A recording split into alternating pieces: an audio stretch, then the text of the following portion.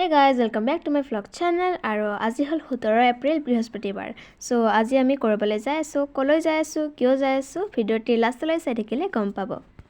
এয়া আমি আহি পালো আৰু আমি আহিছো সৰভোগত থকা মহাপ্ৰভু শ্ৰী শ্ৰী গৰখীয়া গোসাঁই থানত কিয় আহিছো গম পিছত আৰু ইয়াৰ প্ৰাকৃতিক পৰিবেশটো ইমানেই মনোমোহা যে ভাষাৰে বুজাব নোৱাৰি গতিকে সকলোৱে ইয়ালৈ আহক আৰু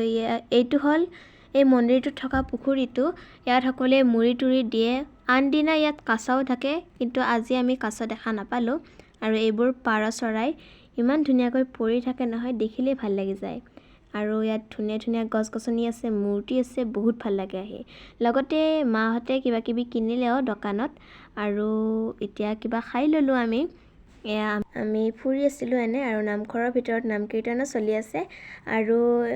এইডালে হল সেই বটগছডাল য'ত সকলোৱে গামোচা বান্ধে ইয়াত গামোচা বান্ধিলে মনৰ ইচ্ছা পূৰণ হয় বুলি কয় আৰু এতিয়া আমি ভাত খাম